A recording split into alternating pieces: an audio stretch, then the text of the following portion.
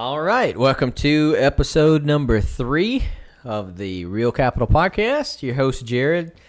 We'll do a quick rundown for you. We'll introduce our guest, and we'll get going. So we're going to talk about the border. We're going to talk about Supreme Court's decision on Texas and the razor wire issue and stuff like that. We're going to talk about Trump's court case. We're going to talk about Miss Jean Carroll, said sewer of Trump, and we're going to talk about Smash Mouth Foods, the biggest reason why we're here, obviously. Talk about Smash Mouth Foods, how we got started, and we're going to talk about our predictions for Trump's vice president, which he says he's already decided on, and rumor has it it's a man, and we're going to talk about who we think Trump will be going against in the primary versus Biden, because we don't know if it's going to be Biden or if it's going to be somebody else or what it is. So I'm going to introduce my dad, Tracy Hawsey, co-founder of Smash Mouth Foods, among other many business ventures that we've done.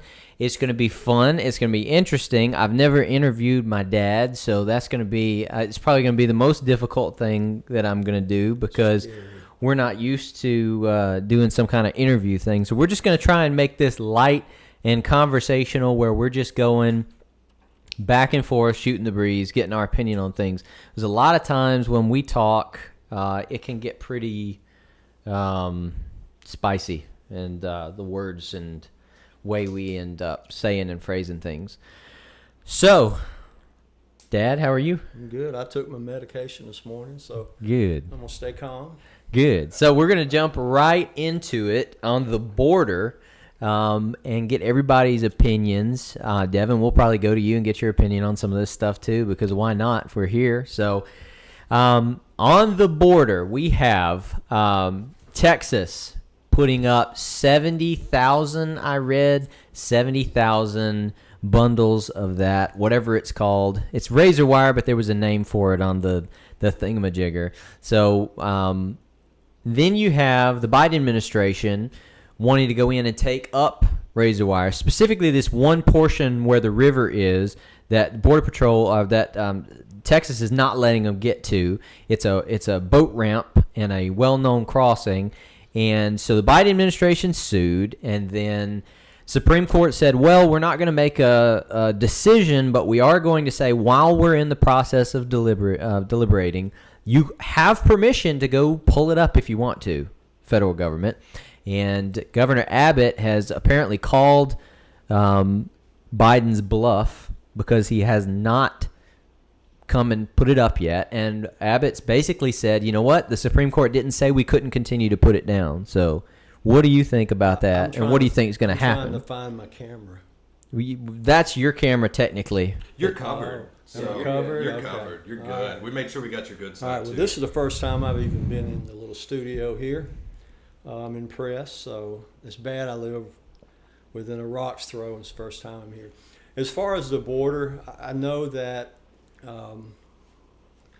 what they specifically did to take it to the Supreme Court was a certain section within the federal parks area. Is what I'm thinking. So the razor wire is a little bit misconstrued. It's not the whole hundreds of miles of razor wire that they said they could go in and cut. It's a certain area that's within a federal park or federal government area. 2.5 miles. Yeah, right. two and a half mile area. So the military, the media is not giving all the story, but even so, that's a highly trafficked area for immigrants coming across. So I think they decided to back off and just not do anything. I think it would look really, really bad coming into an election when you have a Democratic president on camera, federal agents pulling up border security to allow migrants in. I mean, I think that is a look that Governor Abbott has said there's no way an administration wants people to see that on video, because as soon as, like, the first time they come in and they start taking up razor wire, that should be on camera, and that should be Trump's commercial to run for president. It's, hey, look at what they're doing. They're literally taking up border and allowing people to come in.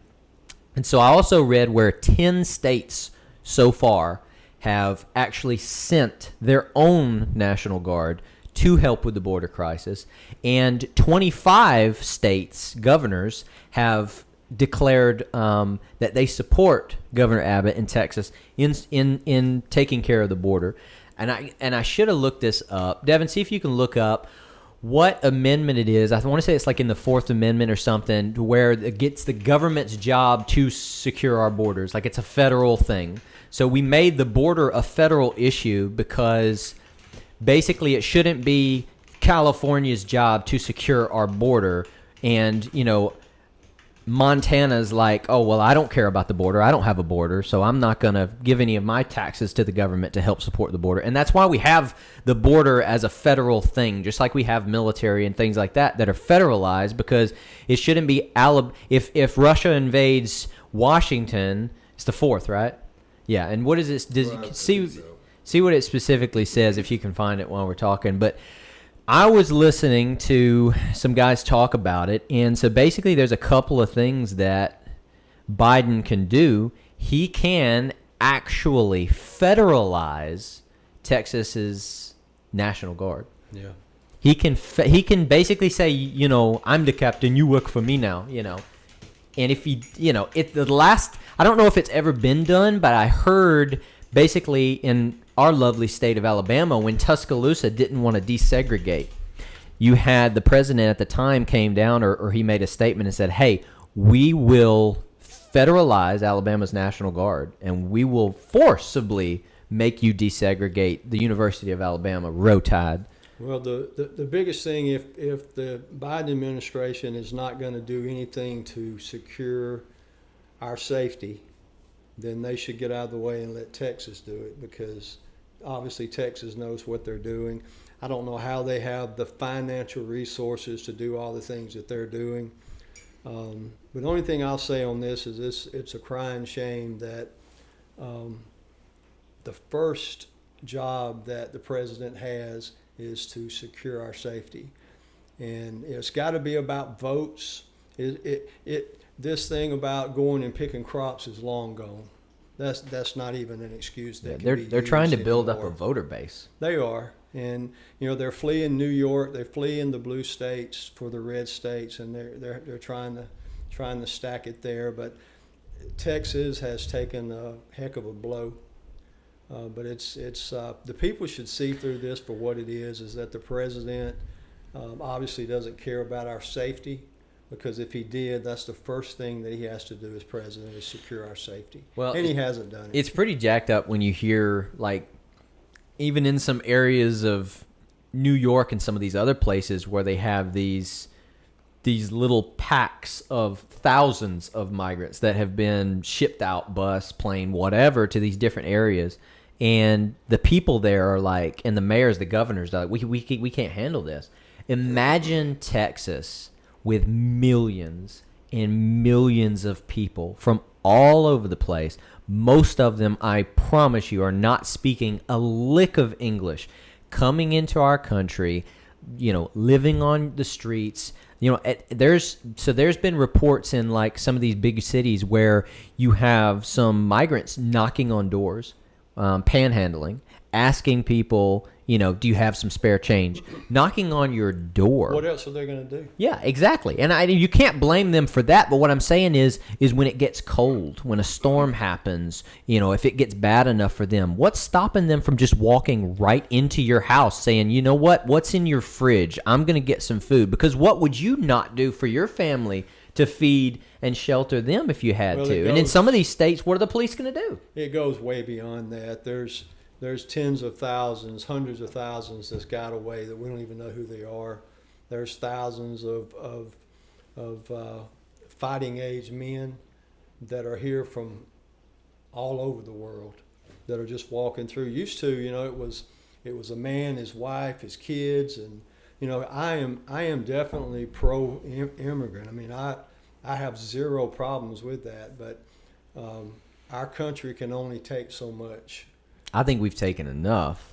And I think I would advocate for at least a temporary complete closure of all immigration except for what we need as far as your work visas and different things, because we have some technology industries and different things in healthcare that we need folks and those skilled people and those skilled jobs from different countries, for tech and things like that. But I'm for closing all immigration temporarily, closing the border completely for now until we can get some stuff figured out. Well, the damage is done. You're like, what do you mean? The damage is done as far as the number of people that mean us harm to come into our country, and now we just simply wait on those cells that's out there to be activated, and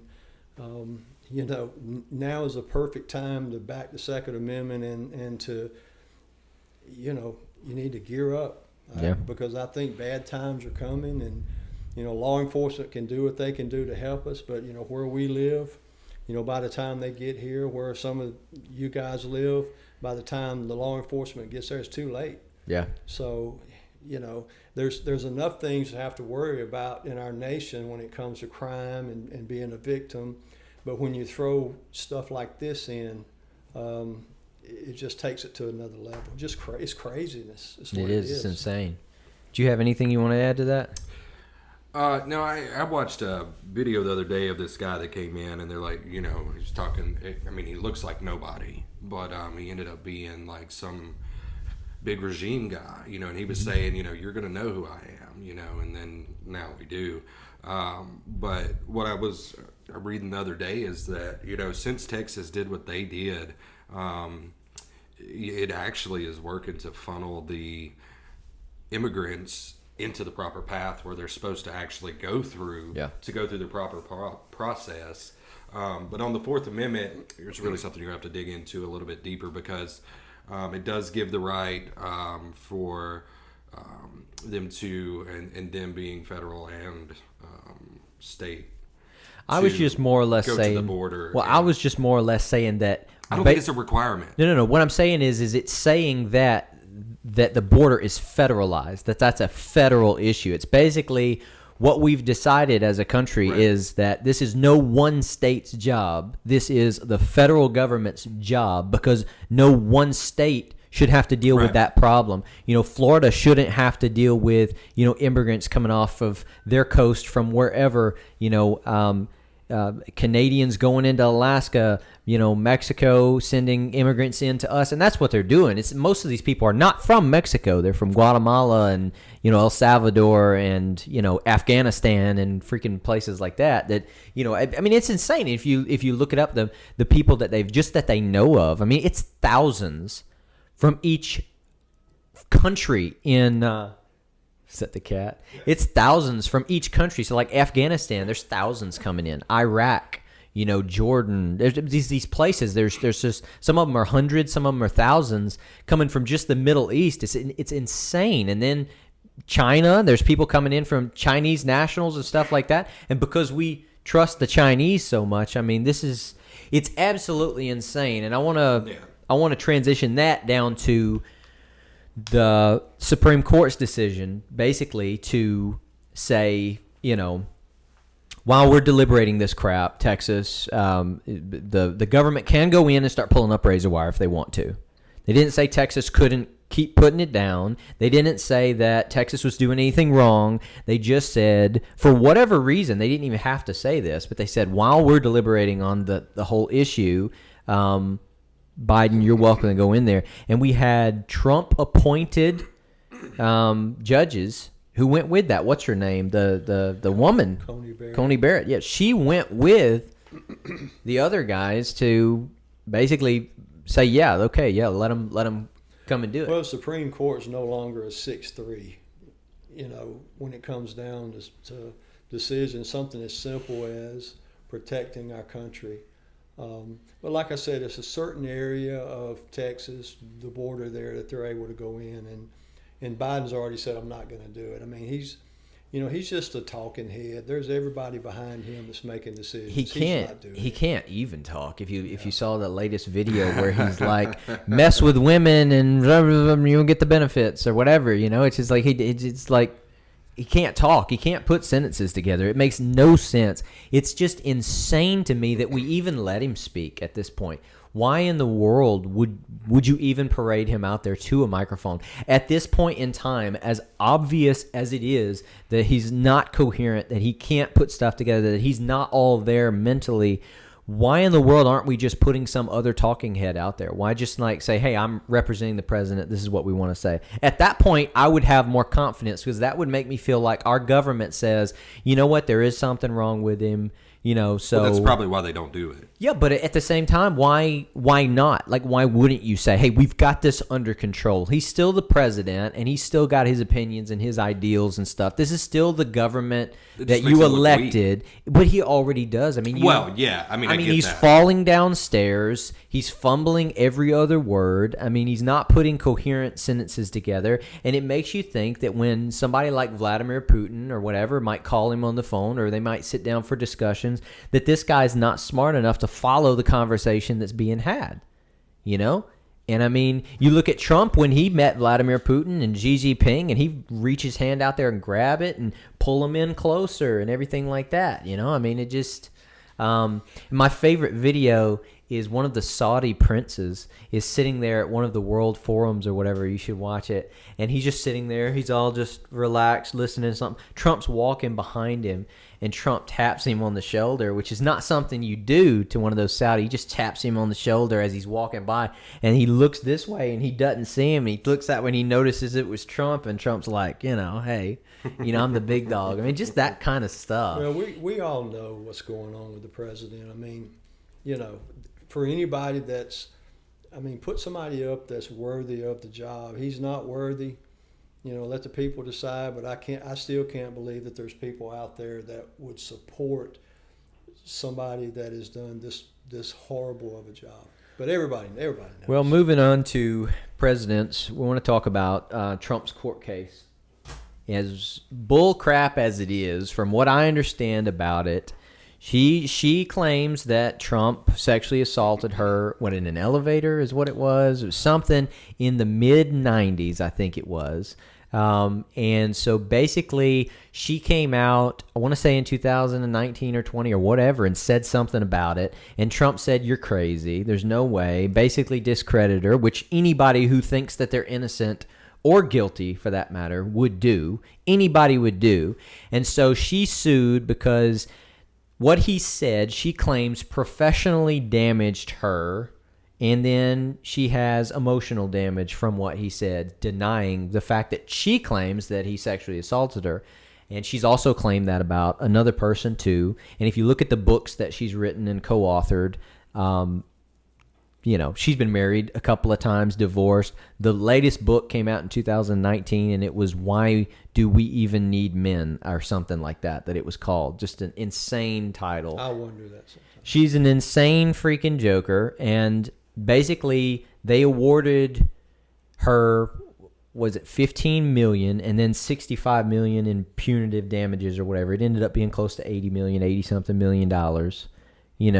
Absolutely insane. And from what I understand, it'll be appealed at least twice. He hasn't written a check to her, and from what I understand, this will take 2 years at a minimum if she ever is given any money. And the fix was totally in from the beginning, and it has been with every single court case. But well, his biggest problem is every time he opens his mouth, he gets fined. Yeah. And every time he says something, they'll come back to court again and rule. But the judge ruled against him before he could even give testimony. And when he got on the stand, he gave 3 minutes worth of testimony. But he's just in the wrong state, man. He's in a hard left state that he got 10% of the vote in 2020, and he's just in the wrong state for that. Well, hopefully. Everything, all of this stuff will turn around and come out in the wash. And look, if the man's guilty of something, if he sexually assaulted the woman, she don't need money. He needs to go to jail. And if you sexually assault someone 30 years ago, and you want to come out and sue him now, and not even sue him for sexual assault, you want to sue him basically for denying it and saying this woman's crazy. Yeah. If somebody accused me of something like that, and I honestly didn't do it, I'd be like, you've lost your mind. You're insane. And why would anybody listen to this woman? She's insane. That's what I would say. That's what an innocent man would say. You know, as luck would have it, that's what a guilty man would say too. So you could say it both ways. But to sit here and think that somebody, I mean, think about the women out there right now who have been in any kind of relationship with any kind of wealthy person, and they see this and they say, oh, I could just say that Ben Affleck 5 years ago, when I went to his house willingly and, you know, he sexually assaulted me. And there's no proof and there's nothing. So guess what? Ben Affleck all of a sudden has to give her $20 million? I mean, what have you done? What kind of precedents have you put in place with this so that anybody can just walk in there and sue and say that you did something with no proof, and it's been decades ago? That to me is insane. If she had an issue with Trump, she should have said something then or roundabout then. I guess we have no statute of limitations when it comes to that kind of stuff, and just like after it's been 20, 30 years and you're 80 freaking year old hag, you can just come up and say, oh yeah, he touched me in an elevator in the mid 90s, and I have no proof and no witnesses and no photo, no nothing. So it's like 13 years. 13 years was the statute of limitations for sexual assault. I think they changed it in New York, though, and that was to his point. You're in the wrong state. But I mean, what are you going to do? I mean, Trump grew up there. I mean, he didn't know in the 90s it was going to be this way. I mean, New York's not been the cesspool politically that it has become. You know, I mean, you had Rudy Giuliani in the early 2000s who took crime rate from way up here to way down here and everything else. And he had his own set of problems and everything else. But New York wasn't always this awful, awful place. I mean, it was at one point one of the biggest cities or the biggest cities in the world, a booming economy, the place everybody wanted to go to. Folks write songs about it. I mean, movie stars, everything. Everybody wants to go to the Big Apple. I mean, that's the whole thing, to see everything. Well, the problem is when you get on that stage, you're going to have to endure stuff. And you know, and he does. It's his cross to bear, right or wrong, and he seems like it doesn't bother him. I mean, he really seems like all of this crap that he's dealt with just does not bother him at all. It seems like he's just totally okay with it all. Yeah. But, well, now we're going to get a little bit more serious, and we're going to talk about some stuff about us. So that's pretty serious. We started Smash Mouth Foods in August, third week in August of 2021. Just coming out of COVID, some states were still locked down. Everybody was still kind of scared. And then we jumped out and did it, having no experience in the food business, certainly not starting a restaurant or owning a restaurant. You had worked at a restaurant earlier in your life when you were younger, but like not in the last couple decades. So when we first got started with Smash Mouth Foods, we were doing basically business-to-business sales. So talk about how it was and how the idea kind of came about, because it was really more or less your idea. It's like, I think we should do a food truck. Well, I mean, back up before then, 2017, early 17, we started out in the pizza business. Yeah. Doing sales, we weren't in the food industry. Right. But so we weren't making pizzas. What we did is we went out and we sold convenience stores, movie theaters, stuff like that. Yeah. Installed the equipment, and we had distributors take it from there. But I always thought it would be neat to do a food trailer. Yeah. I didn't realize we were going to choose probably the toughest type food to do. Yeah. And it's, we started... I guess it was the 1st of August of 21. Yeah. And we bought up what we called our little red trailer. Mm-hmm. 16 feet long. And we just began to get on the grill and sling out burgers. And a lot of it wasn't designed and, hey, this is our SOP for a food truck and burgers. It was let's throw a burger on the grill. And but it was crazy insane. We started out. We were going to do a 10:30 to 2 kind of thing, and then it just went from there. And we were open to 7 at night and working 80 hours a week. And we started breakfast first. We started breakfast. We were doing breakfast. We were supposed to close at 2:00 every day. Yeah. We were opening it up at 6 in the morning, making handmade buttermilk biscuits from scratch every single morning. making fresh bacon and sausage and all that good stuff, opening up. I remember the first probably month and a half, we were having to turn our online ordering off because we couldn't handle the load that was coming. We went from 2 people hiring Brad to hiring 2 or 3 other people, and for lunch we were 5 people in that little bitty 16-foot trailer. Everybody pretty much had a job, and all you did was turn around, and that's pretty much all you could do in that trailer. We had 2 people on the grill, 1 person on the fryer. We had a person bagging and a person at the window taking orders. Yeah, I mean, there was times that you would see where we slid our tickets in, and there'd be 25 tickets up there, and we're like, I'm not sure what we're going to do, tell the people to be patient. And the people really were. They were patient with us, and, we might have got something wrong here and there in the beginning, and just good people. I mean, just, the way they treated us here was excellent. Couldn't have picked a better county to start this in. And then we went from a couple of different locations in Andalusia. I think finally we rested where we probably should have been to start with. On East 3 Notch, and then we said, hey, let's do another trailer. Yep. So we put that one in OP, or OPP as I say, because when you're voice texting, you can't say OP.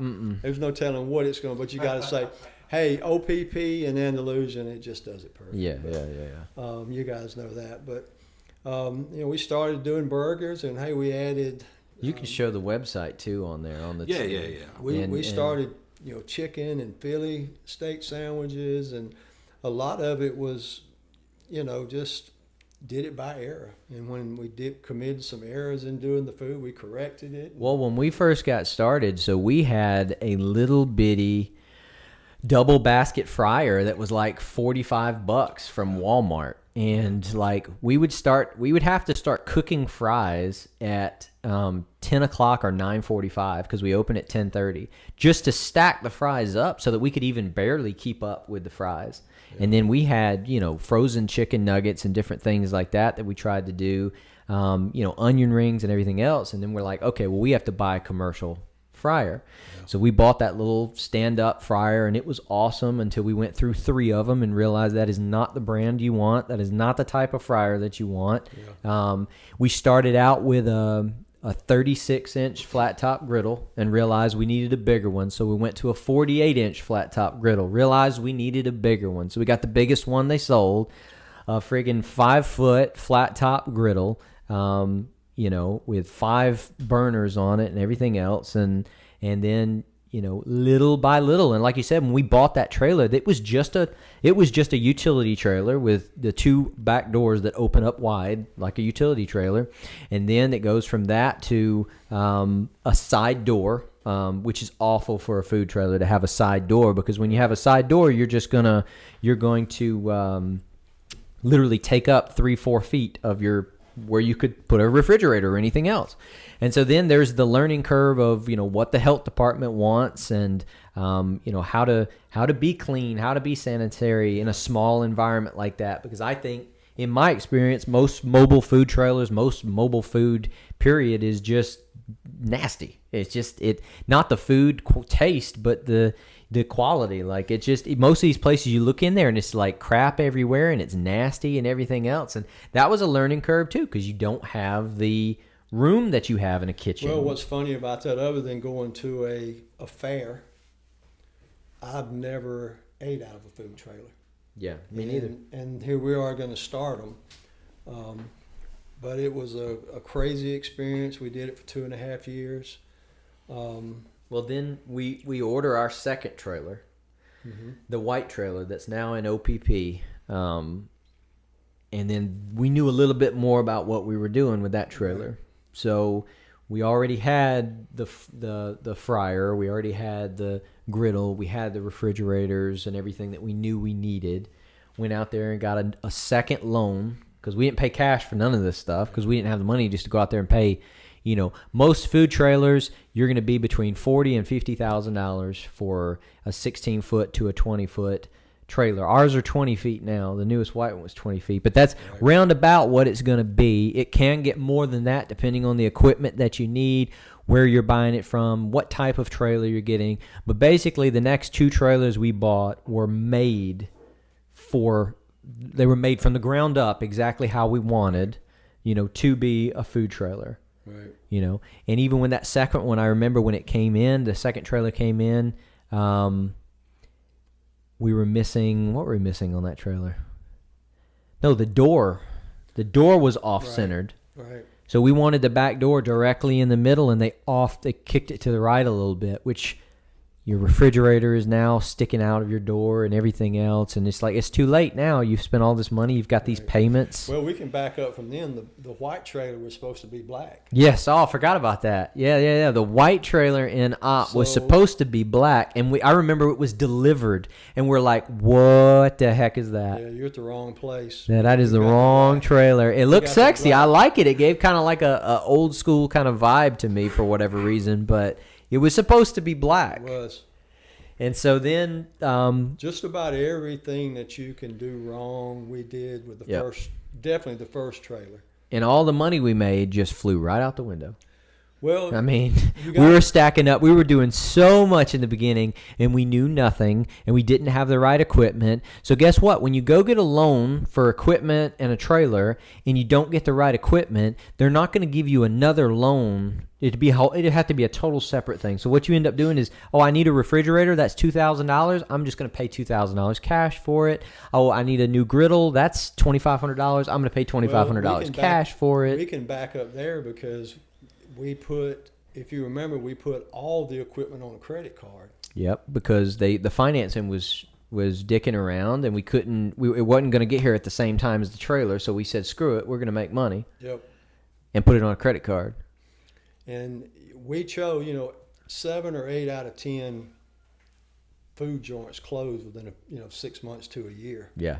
I mean, they're shut down and closed. Yeah. And here we are jumping into something that we knew was extremely difficult. We had no idea how difficult. What was it? 60% of the businesses that closed during COVID were restaurants. Yeah. So we were jumping into that too. Plus, you're outdoors. Well, this is how I always put it: is when people trust you enough to eat with you, that's right up there. Yeah. I don't know where it ranks and what they do in their life, but as far as me, it ranks at the top because you're going to entrust that I'm going to be sanitary. We're not going to cross contaminate. We're not going to drop stuff on the food and put it on the grill. It goes on the floor. It doesn't go on the grill. It goes in the garbage. So when people trust you with stuff they're going to put in their mouth and eat, that means something to me. Well, and you just don't realize what all it takes to make not just a restaurant, but a mobile food restaurant, because you have to have what's called a commissary, which is basically a building it has a bathroom with a hand wash sink and a door that closes automatically. You have to have a 3-compartment sink, a hand wash sink, a hot water, all that. Oh, your bathroom has to have a exhaust fan in it. There's just these rules and regulations to a whole building, like a whole room, that has to be approved by the health department, just like your trailer does, which most people don't understand. They just say, I'm going to go get a food trailer. Well, okay, but you need a commissary too. And you can rent that commissary maybe from a restaurant or a church or any kind of facility that has all of those things, but then they're tied to you too. So that's maybe not going to work out, and maybe they don't want to do that. And then and so we've leased out parts of our commissary to people before getting started, trying to help people and all that. But so you have a commissary where all your you put all your refrigerators and freezers for your extra stuff, fries and your cups and everything else. And then you have your trailers, and then your trailer has to return to your commissary every 24 hours that it's in service and stuff like that. People don't understand. Right. And so now our Andalusia trailer is at our commissary. But when we first started, we were taking that thing back and forth every single day, and we were running over curbs, and refrigerators were falling over because we didn't know. How do you secure a refrigerator to a trailer with thin walls and thin floor? You secure it. That's what do you put up under the legs of a 500-pound griddle that sits on a stainless steel table? And then how do you secure the stainless steel table to the ground? And so you figure out these, because there's not like, You don't just go to a restaurant store and put in how to do a food trailer and it just gives you everything that you need. You have to figure that out. And I remember running across a video probably 8 months, 6 months into the food trailer of how to secure that stuff down. And I learned what to buy and what to get and how to put it down and all this. And, you know, we got the graphics done and we got our menu set up. And we said if we could do 50 burger combos a day, that we'd be happy with that. And we were doing well over 100 every single day. Thousands of dollars. You know, we were, you know, almost $40,000 a month those first couple of months, and every dime of the profit was going to too much labor because we didn't know how to cook that much food personally. Now, me and you could get in there. We could kill it. I mean, we could do $2,000 worth of food and have a 10-minute wait, 12-minute wait at the most in the peak. You know, but we didn't know that then. So we were paying us and 3 other people in this one little trailer. Right. So all our money was going to labor. And then we were like, well, we need a bigger refrigerator because we were using a refrigerator from my grandparents' house. Yep. It was just a little white refrigerator with a freezer, and it wasn't keeping the food as cold as we needed. And so that made it more difficult. You couldn't put more than what you needed for that day. And we're like, man, we got to do something. So, refrigerator, that was $2,000. Yeah. And we're still paying off a credit card from buying the first equipment, which was all pretty much wrong. Yeah. And we put it all in, and it was all wrong. And so we started buying new equipment and figuring it out. And so then we bought the second trailer, and we kind of knew what we were doing, but we made a lot of mistakes with it too, with some of the equipment that we bought. And then you have the third trailer. And we ended up selling the red trailer to Woolly Booger Barbecue. Shout out to Shannon Eichner. They do a great job. They wrapped it in this awesome logo. They do some really great food, and they're over there usually in Bruton area, and they travel around and stuff like that. But it's cool to see the food trailer still close by. And then we go and order this Hawsey. This basically what the OPP trailer was supposed to be. This black trailer is sexy. It's got a pull-out awning, all the stuff. We knew all the equipment that we wanted on it. It costs like $10,000 more than the op trailer ended up costing us. So we're talking, you know, $52,000 for this trailer. And we're like, what the heck did we do? Well, we were gonna take that third trailer to Troy. Yeah. Matter of fact, we had already leased the land in Troy. Yep. And you know, well, we had for months paid on it. We had employee turnover. Well, we just didn't. What people have to realize, the 2 things that put you out of business quick is your food cost, your waste combined, and labor. Yeah. And I'll say it's a third thing too, and that's employees, where they don't show up or they're not polite to people, or there's a lot of obstacles there. But we were going to Troy, and man, we pulled those reins back. We're like, whoa. Every time we said Troy, I think 3 different times we planned on it. Every time we planned on it, and we were serious about to make a decision and move and take something to Troy, something bad would happen. Yeah. And 2 out of the 3 times were employees. Yeah. One of them was a financial thing. 2 of them were employees. We even bought a 20-foot cargo container, metal cargo container, which we were going to outfit as a restaurant and then put it at our op location and then take the op trailer to Troy. We had it all figured out. We had some extra equipment that was going to go in there. It wasn't going to cost all that much money. We were going to do it. Op was going to have a nice, clean, beautiful little area, build a nice awning off of it. It was going to be amazing. It was going to look great. And then employee trouble. Yep. And then we had spent $5,000 on this container just sitting at the Andalusia location. And it was just problem after problem after problem. And the thing about it is basically what ended up happening to us is we said, screw it. I'm not dealing with any more employees. My heart is not in the food business. I don't want to do this forever. So let's just make our money and build up our area like it is, and we'll see what comes next. And then the next chapter ended up being leasing out the trailers to Tara. She does a fantastic job. Tara Mosley. She does a fantastic job with Andalusia and with OP. And so we came together and said, basically Tara is going to come in here. She's going to take the reins from us, and then, so basically not to get into too much business, but, we still own Smash Mouth Foods. We own the name. We own the rights. We own the business. But Tara owns the business within the business. So she does all the day-to-day, all the stuff. We don't have anything to do with it other than helping. Right. We're not in the trailers. We're not calling her on the phone, do this, do this, do this. She has her own thing, her own business within that business, and she's so far done a fantastic job, I think. She has a ton going on, and it's been holidays, and it's been cold, probably the worst time to take over. Yep. And she's been able to get in there and hit the ground running and continue to do what we've been doing before she took over, and then going into the new year. And it's not our first time doing that, because the first of last year, we bought SnowBiz. Right. And we ended up running into, tell the story of how we met the guy doing SnowBiz now, and then how that kind of happened. Because I wasn't a huge fan of him taking over because of, he was never in the food business before. He's a construction guy. Yeah. I mean, that's what he's done all his life. But he said, hey, I think that's what I want to do. I wanted to do something like this forever. And we're like, But it has been the best move that we've ever made. Yeah. When Darren took it. Yeah. And so we wanted to buy the SnowBiz business.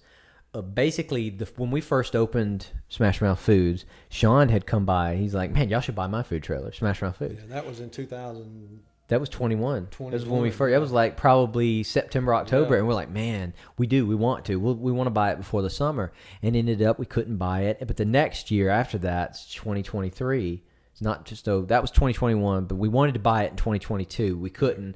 2023 rolled around, and we were talking, and we're like, man, let's reach out to him again. So we did, and he said, well, I'm looking at somebody down south is looking at buying it at Atmore or something like that. And we're like, well, we'll buy it. We'll jump on it. So we called our bank. Got it. Another bank note. Yeah, another one. And so when we set it up at our trailer in Andalusia, we were just running back and forth. And then we're like, we got to do ice cream in it too. So we spent $1,400 on an ice cream machine. Stuck that in the trailer. We didn't buy a McDonald's machine. No. So far, knock on wood, it has not broken down on us. And so then we're like, you know what? Let's turn the inside area into a place for the trailer. A little SnowBiz inside at Andalusia, and then we'll lease out the trailer. Right. And so as we were doing that, we spent about $3,000 or $4,000 doing that and expanding it, making it bigger, all this good stuff. And then we were like, okay, we need to lease this trailer out, because we had Nick and Elle and a couple of people that was helping us doing SnowBiz, and we would go drop the trailer off after our busy lunch on a Friday or whatever at the library or at the campgrounds or whatever, and then we'd lock it up and we'd leave. And then here come Nick or whoever, and they'd unlock it, and they'd do the job and everything, and they'd lock it back up, and they'd call us, say, okay, I'm done. I made this much money, whatever. We'd pay them, and then we'd go get the trailer after we closed down. And it was running us like crazy. Right. And this is on top of also, every morning getting up and stocking Andalusia and everything, all that. We're still doing all that at this time. This is early 2023. And we're like, we need to lease it out. And so Darren would eat with us a lot. He's a handyman. Like, he's an amazing at construction and stuff like that. Right. He's got a big old beard, and he's just a country guy, and you just wouldn't expect. He's going to be shaving ice. Yeah, like you wouldn't expect, like, that's the guy. But he had a great personality, and I was in favor of giving it to somebody else completely, because I'm like, listen, he's never been in this. He's going to probably see this. Yeah, that's fine. But he took over and has hit the ground running. He has done such an amazing job with SnowBiz here in Andalusia, servicing basically Red Level's football, or was it Strawn's football, or both. We did Red Level varsity and did some of the small kids at Strawn. And he's doing basketball right now at Red Level, and he's still doing events and taking events. Yeah. I mean, SnowBiz of Andalusia on Facebook, you can find him, send him a message. He does just an outstanding job. And again, so that was our first let's lease out a business thing. So we did that. It was successful, extremely. And then we're like, I'm tired of running in and out of the ice cream parlor. which is what we started in the inside. I'm tired of running in and out of there, so let's lease out that. So we leased out that. And that's done well. And then we're like, let's lease out the op location. So we leased out the op location to Hannah. And that went well. She had something happen, a personal thing going on, not to get into any details. That she had to take care of. And so she said, hey, guys, I'm not going to be able to keep going because I have this thing. I have to go take care of this thing. So we said, okay, that's totally fine. So it was almost a seamless transaction. They missed a couple of weeks before Tara took over. Right. And then Tara's like, I want to take over Andalusia by the 1st of the year. And this is in the 1st of December. And we're like, whoa, I mean, what are we going to do? Yeah. You know, and so now I'm doing Amazon and you do some Amazon where we do some deliveries and stuff like that. And that helps us with the money that we need day to day. But then Tara takes over. So we've got the Snowbiz trailer. We've got the ice cream parlor. We've got Andalusia location and op location. 4 businesses, very similarly set up. Maybe a total separate video if people enjoy that, about how to set up a business, to build it up, start it, lease it out. You know, you get a lease payment, you get a small percentage of profits and different things like that. And it's been extremely successful for us. We teetered a couple of times, I guess back in early 23. We didn't know if we was going to be in business. Yeah. You know, things got tough and we had put out a lot of payroll and we had to pull the reins back, and you and I just took over Andalusia. Mm-hmm. Not going to put anybody else in Andalusia. We're going to do it. Yeah. But if anybody out there wants to know about a food truck, the ins and outs and the good and the bad, they can come talk to us. Yeah. I can tell you 2 things: is it's extremely cold in the winter, and it's even hotter in the summer. Well, and we've had several people come to us since starting this thing and say, hey, I want to start a food trailer. I have started a food trailer. And they would come to us for advice. And I was talking to Ryan just a couple of days ago. He had messaged me. He's like, hey, I got these 2 issues with Rhino's Wings and Op. And he called me. He's like, I got a couple of issues with my trailer or this, that, and the other. I wonder if you might give me some advice on it. And I said, yeah, definitely. If you'll do this and do that, it'll take care of that. And then, this is this problem. And it ended up being, he called me back like an hour later. He's like, dude, it was exactly what you said. Like, it was exactly. And it's just like, you're doing this for 2.5 years and doing it the hard way. And this was our livelihood. I mean, yeah. Smash Mouth Foods was how I fed my family. It wasn't we had a slow week. No, it was, we better figure out how to have a really busy week the next week because I have bills. I have to continue making a salary. We have all of these payments. Equipment loans are 5-year, high interest, compound interest loans. So you go get you're going to get a $40,000, $50,000 loan that's due in 5 years. So you're talking about, $1,000+ a month. Every single month with like 16% interest, 12% interest is insane. Yeah. So, and we didn't have the ability to pull out a HELOC or do it in any other kind of fashion. This is how we had to do it. And we made every mistake you could make with equipment and trailers and everything else. So you end up like, you have to figure it out. If your water pump goes out or is leaking, you have to figure out, you can't just go buy a new water pump. You can't call somebody every time there's an issue with your sink. You have to fix it. Yeah. And so you end up, learning how everything was put together. I mean, I could build a trailer right now if I had the time. One thing about it, and it's more you than me, is that we wasn't afraid to help people. No. When it comes to food.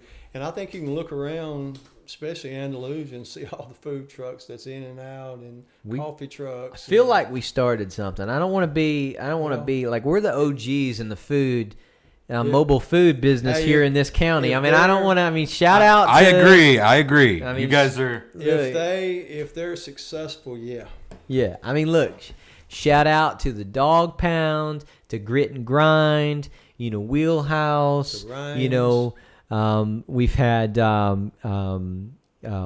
Happy Barbecue over in Florella. Let's see, we've had several different ones. If I'm missing a bunch of them. Booger now. But technically he's from Evergreen. But yeah, he came over here and we bought the trailer from us. But listen, a lot of these food trailers that have come and gone and different things like that, like we've helped get set up and like we've offered advice. I had a lady when we first opened, she's like, I've always wanted to open up a food trailer, and I wanted to do my grandmother's burgers.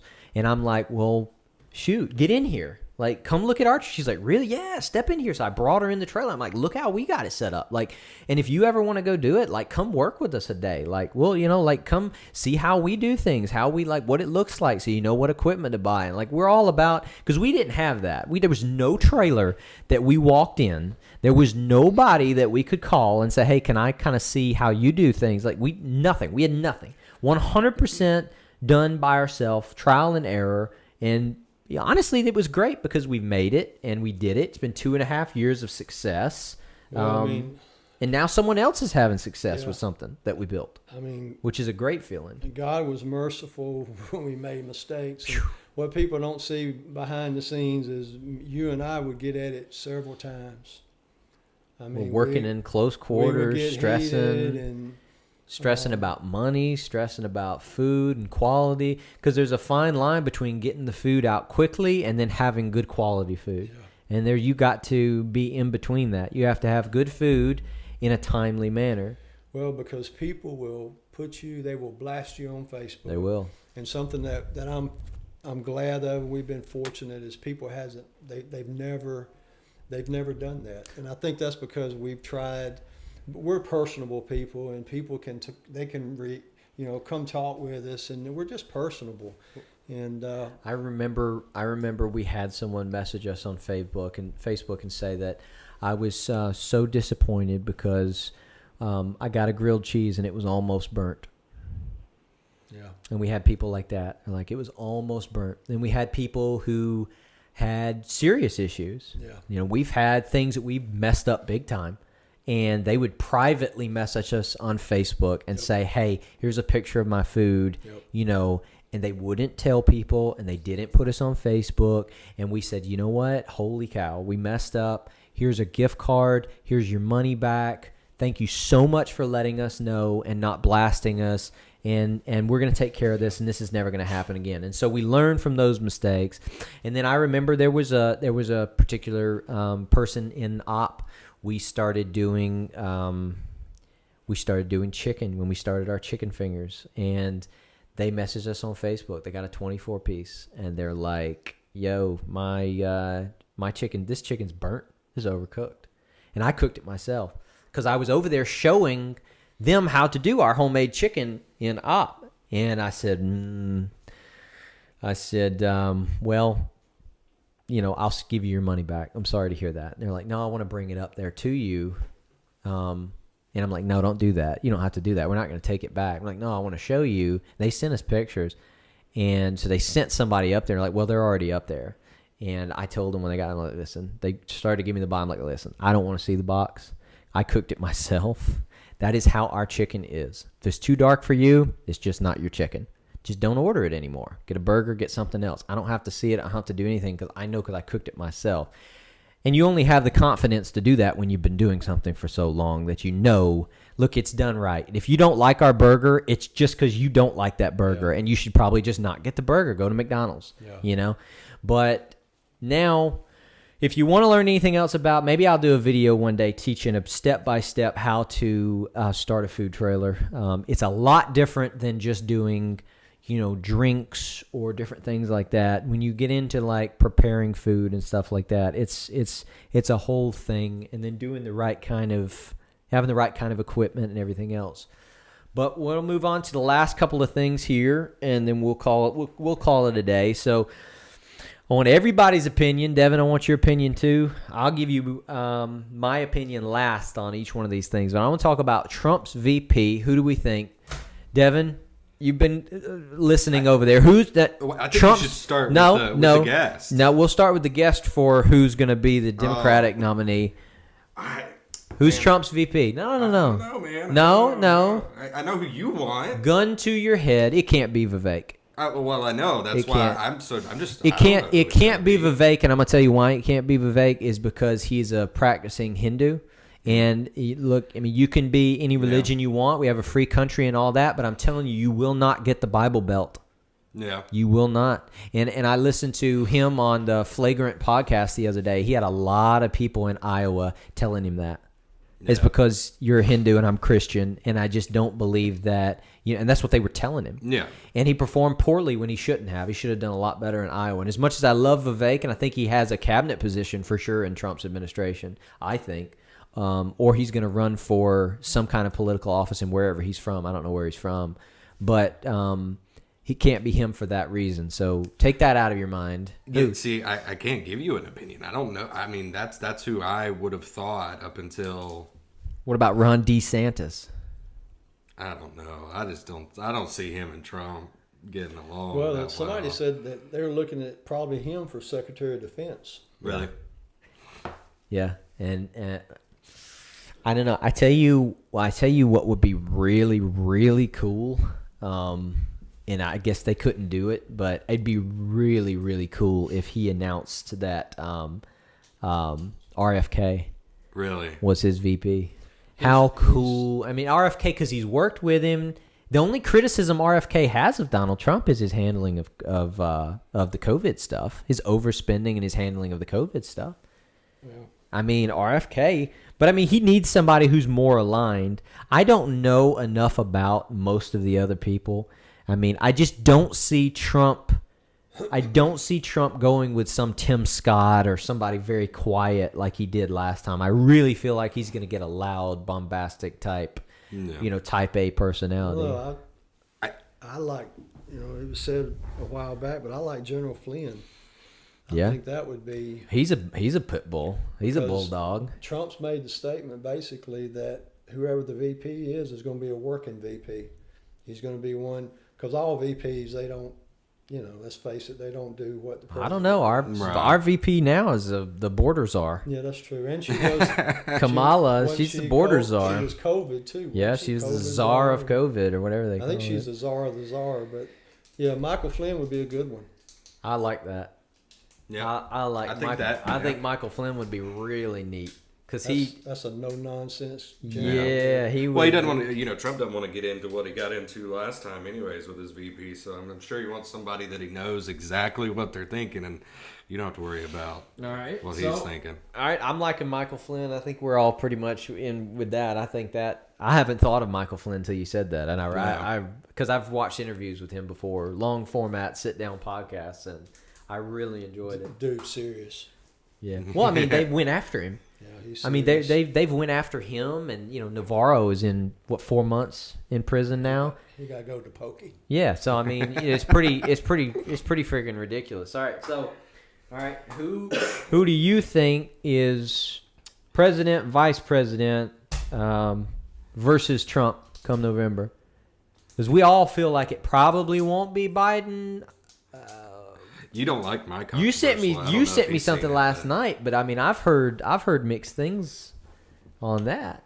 Well, I mean, you got to have somebody. This is the problem: is that nobody in the Democratic Party is excited and pumped up to support Biden at all.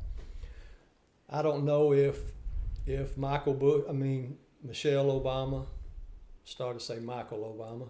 Well, I don't know. Either way. I don't know. That's a whole nother. We're gonna do a conspiracy theory show here. Comment below if you want the OnlyFans. They could, and they were saying that it wouldn't happen till after May, that they had to get it through May, and then I don't know. I don't think. Well, but I don't think Joey has stepped down that easy. I think what I heard was that Biden is going to go to he's got a lot of crap. There's a lot of crap about kickbacks and stuff that find out are true. Like, we know for a fact that Hunter Biden was given money and 10% for the big guy. Who the heck is he talking about? If not Joe Biden, we know that. Everybody knows that. It's not conspiracy theory anymore. We know Hunter Biden received buku of money from both Ukraine and China. We know that. That's not conspiracy. We know it. On top of the prostitutes and the gun he threw in the trash can by the school and all these things, they're known. The DOJ came out and said that we've verified that the laptop is 100% correct, is 100% true. It's really Hunter Biden's laptop. They knew that to begin with, even though they said it was Russian propaganda, but it wasn't. So knowing all of those things, basically they're going to bring Biden aside and they're going to say, you need to back out, make Kamala Harris the president right here at the end, like the last day, so that Kamala Harris can pardon you. Before you do that, you pardon your son, and now you're pardoned by Kamala Harris for these charges too, of bribery, extortion, all this good stuff. And Kamala Harris is president for a day, first female president. And that gets Kamala Harris out of the picture because she's not going to walk away. I mean, she sucked a lot of to get where she is, and she's not just going to walk away from all that. It's the truth. She was worried about you. No, I mean, it's the truth. I mean, we know she slept her way to everything. Well, that's the proper way to say it on YouTube. And then we don't edit. Anyways, she's not just gonna. She's not gonna walk away. But if they tell her, listen, somebody else is gonna be president, but you're gonna be the first female president in the history. You're gonna go down as the first female president. Biden's gonna name you president. He's gonna back down. You're the first female president in the history of the United States. She'll walk away for that. So. She'll walk away. Biden's son is pardoned. He's pardoned. She's president for the day. And then that's going to make it okay that somebody else is going to run, and they're not. That is the only way that Kamala Harris runs away. Now, all this could be a thing. What I personally think that the Democrats are going to punt the ball. I think they're going to. They've given up. I think they. I don't think they've given up. No, I think they got smart and they've got somebody in the Republican side. I think that their idea is we're going to try and keep the House and Senate. We're going to punt the presidential. Trump's going to win. We're going to punt it. Unless they can come up with some kind of disaster, I just don't see it. I think they're gonna punt the ball, and they're gonna say we've lost the presidential race. We're gonna try and screw Trump as much as we can, and we're gonna try and retain. We're gonna try and keep the House and take the Senate. I think that's what they're gonna do, and I think it will be Biden, Kamala Harris. And they're going to go down with the ship. I personally think that. I don't think there's much else they can do. They're just all this stuff with Trump. They're just trying to hurt his reputation to make it more difficult for him to run a successful presidential campaign and a presidential term this last time. Because if they punt the ball and they can make Trump look bad enough, who comes after Trump? No. I mean, who? Because we all know DeSantis is basically half rhino and then half, outsider. I mean, he's a war hawk. He's a military guy. He wants to go to war. He was supportive of the war in Ukraine and stuff like that, just like Nikki Haley was. Nikki Haley's not going to be that girl. Nobody's going to vote for her. So, I mean, who comes after Trump? It's over. The Democrats can win with the right candidate if they can make Trump's presidency bad enough in the next 4 years. And so that's kind of what they're. So that's my opinion. I think that Democrats are going to punt the presidential election. I could be dead wrong. I hope I'm right because I want Trump to win, and I feel like we can turn the border around and the economy around. But that's pretty much it. I was going to tell you I like the flat Earth. Yeah, it's soundproofing. We needed soundproofing,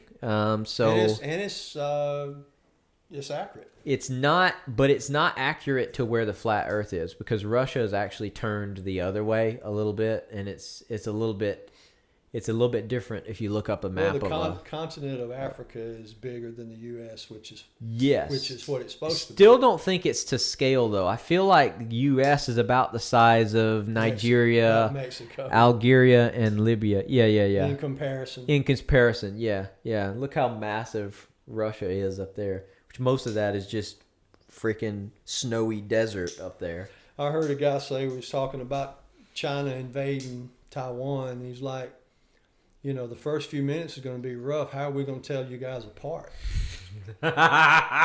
You sent me that. I know. That was Andrew Schultz, I think his name is. And he's like, the one that does the Flagrant podcast. He's like, the Taiwanese, man, you got to open them eyes big the first little bit so we'll know who's who. It's going to be rough. But I have no doubt they're going to probably invade the next few months. Yeah, they got to before Biden's out of office. But well, that is a good flat earther there. It just depends. It depends. So they said about in May is when the seas are going to calm down enough for them to be able to land ships. And I also heard that they don't have enough ships, and that the ships wouldn't be ready for another year or two. That they're building ships to do a sea invasion to land. Surely and they said they didn't. I heard they said they didn't. I heard they said that they couldn't invade because they don't have enough ships to ship the men over there. Because, I mean, you got to think, like, what are you gonna like? I mean, if you think about a coast, like they just shoot at you. Yeah. I mean, what are they gonna do? Because China, when they invade, they can't do what our president has been doing, where you just throw 100 and something bombs at Yemen. They can't do that because they want to rule. You can't demolish the country if you want to rule it. Well, it's tiny too. Yeah, so I mean, they can't just go in there and just start dropping bombs everywhere, killing everybody and everything. They want it for the industry. They want it for the trade deals and the manufacturing. You got to think back. When's the last time China's been at war? So I don't think they couldn't handle us.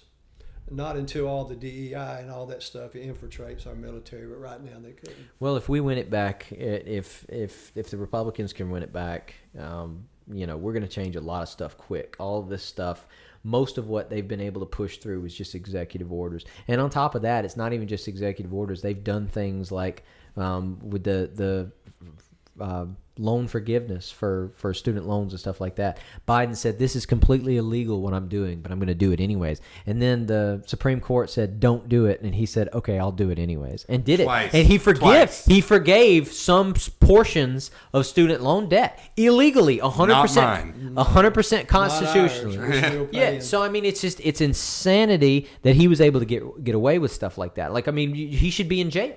You broke our Constitution. He's done it more than once. He's done that thing twice now that I know of.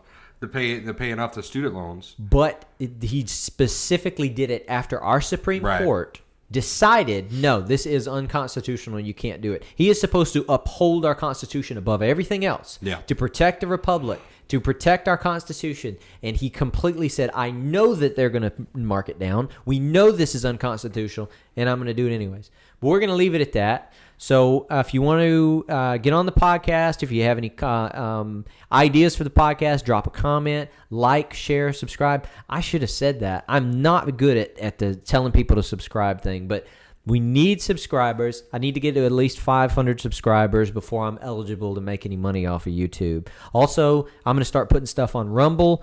So go to Rumble. I don't even care if you're even on YouTube. We'll make money off of Rumble because screw YouTube.